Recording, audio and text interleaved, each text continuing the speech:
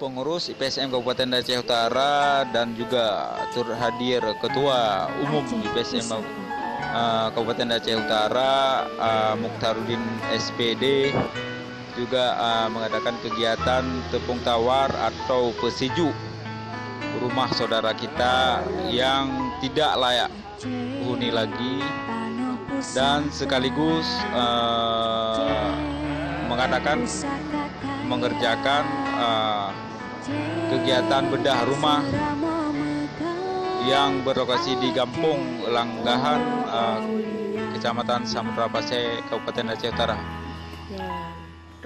Inilah antusias dari pengurus IPSM Kabupaten Aceh Utara dalam proses melaksanakan acara bedah rumah dan teknik bagaimana cara kita membuat rumah dan ukurannya berapa, sehingga yang dipimpin oleh langsung Ketua IPSM Kabupaten Aceh Utara. Inilah dokumentasi dari IPSM Kabupaten Aceh Utara.